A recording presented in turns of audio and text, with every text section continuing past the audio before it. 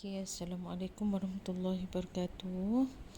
Okay, hari ini kita nak sambung silibus kita yang seterusnya, bab yang baru iaitu bab 3, pengaruh persekitaran fizikal terhadap kepelbagaian tumbuh-tumbuhan semula jadi dan hidupan liar. Okey, tajuk ni tajuk yang menarik tapi dia merangkumi dunia noh. Maksudnya bukan negara kita sahaja. Maksudnya bila sebut kepelbagaian tu, kepelbagaian tu maksudnya dia pelbagai lah, banyak yang kita tak tahu, yang perlu kita search. Sebab dekat dunia ni, dekat Malaysia ni pun kalau cikgu tanya kamu, tumbuh-tumbuhan semula jadi yang ada kat Malaysia, banyak dah yang kamu boleh senaraikan. Kalau kamu boleh senaraikan tumbuhan semula jadi jenis-jenis pokok 15 jenis, kamu boleh senaraikan, kira kamu hebat lah. Hidupan liar pun sama juga. Cikgu suruh kamu senaraikan 15 jenis burung yang ada dekat Malaysia ni. Kalau kamu boleh terangkan, maksudnya memang kamu dalam kategori orang yang hebat lah kan. Okey, baik, kita tengok induksi bab. Induksi ni maksudnya pengenalan bab. Okey, kita tengok keadaan persekitaran fizikal dunia yang pelbagai telah menyebabkan wujudnya kepelbagaian jenis tumbuh-tumbuhan semula jadi dan hidupan liar.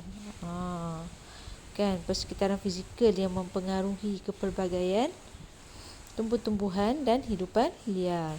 Okey, tahukah anda faktor persekitaran fizikal yang mempengaruhi tumbuh-tumbuhan semula jadi dan hidupan liar? Bagaimanakah faktor bentuk muka bumi, saliran, tanah dan iklim mempengaruhi kepelbagaian tumbuh-tumbuhan semula jadi dan hidupan liar? Ditanya kamu kan?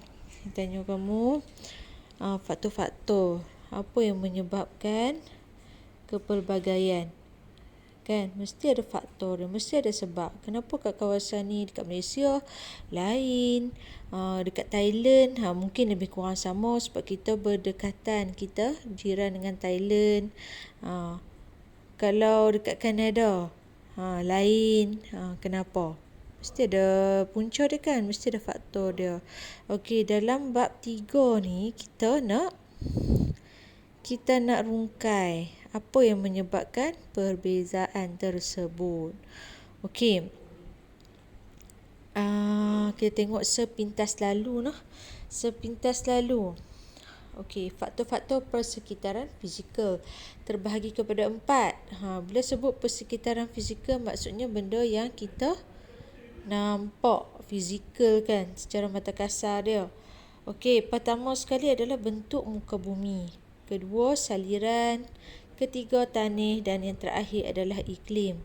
Okey, yang empat-empat ni kamu faham dengan jelas tak? Bentuk muka bumi tu apa? Kan kita dah belajar dah waktu form 1 dulu, bentuk muka bumi tu apa? Kan?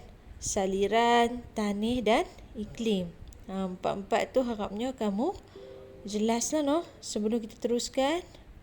Okey, yang kedua, dalam tajuk ni juga kita nak tengok faktor-faktor yang mempengaruhi kepelbagaian tumbuh-tumbuhan semula jadi dan hidupan liar. Bagaimana faktor muka bumi, saliran, tanah dan iklim boleh mempengaruhi kepelbagaian tumbuh-tumbuhan semula jadi dan hidupan liar. Macam mana ia mempengaruhi keempat-empat tadi kan, faktor tadi. Okey, dan yang terakhir adalah pengaruh iklim terhadap jenis tumbuh-tumbuhan semula jadi dan hidupan liar. Boleh tak? Okey, pengaruh iklim. Yang ni kita nampak dengan jelas lah kan, iklim. Kita ada iklim gurun panas. Macam mana dia punya suhu dia? Iklim monsun tropika, iklim Laurentia dan iklim Siberia. Mungkin benda ni baru bagi kamu lah. Sebab mungkin kamu tak bisa dengar lagi iklim Laurentia ni macam mana. Tapi kalau sebut iklim gurun panas, dia sebut pun gurun panas kan, maksudnya dia punya suhu tu panas lah.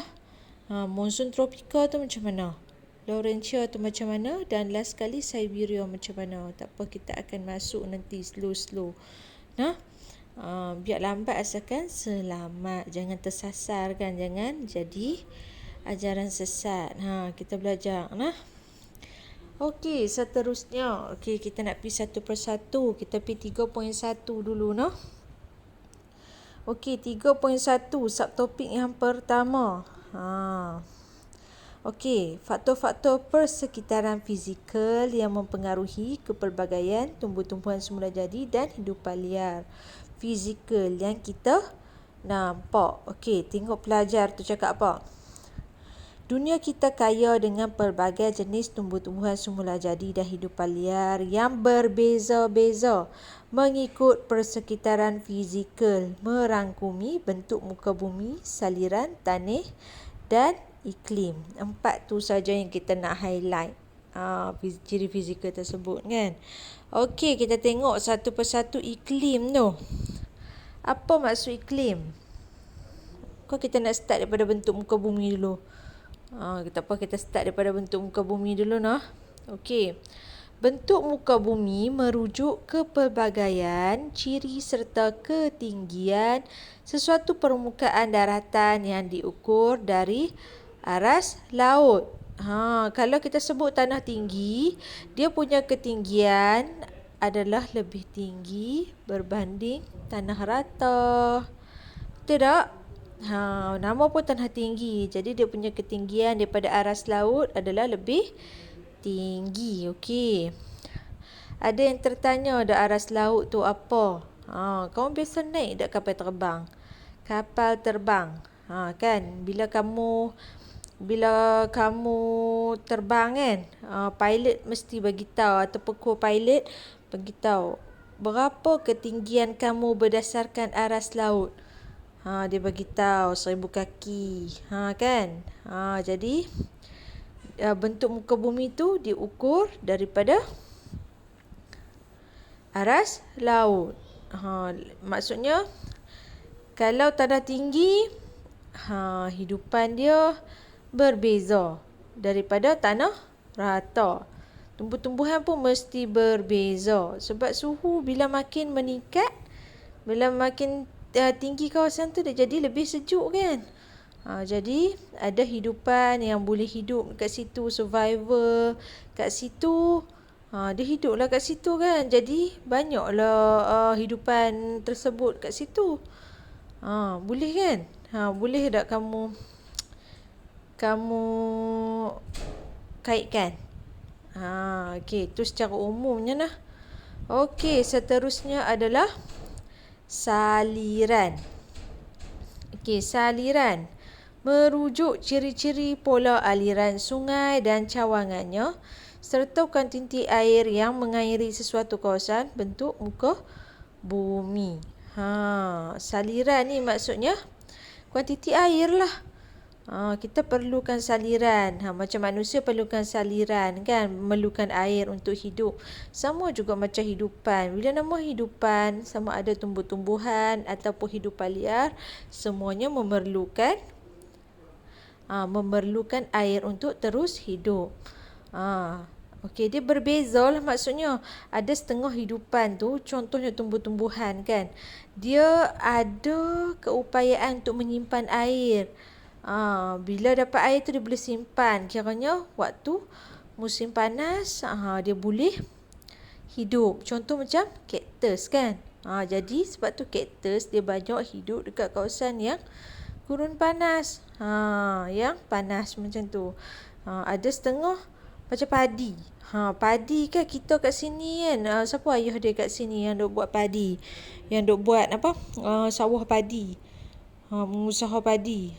Kita perlu mengairi dia. Dia perlu air yang banyak kan untuk terus hidup, untuk menghasilkan beras lah. Padi dan seterusnya diproses menjadi beras kan, betul tak? Jadi tak samalah. Maksudnya saliran padi memerlukan air kuantiti yang banyak, berbeza dengan kaktus. Okey, seterusnya adalah tanah. Okey, tanah pula merujuk kepada lapisan paling atas permukaan bumi yang terhasil daripada dua bahan, iaitu bahan organik dan bahan bukan organik. Bahan organik tu macam kau belajar sains kan, penguraian apa semua tu kan. Haiwan yang mati jadi baju, betul tak? Okey, jadi tanih berbeza.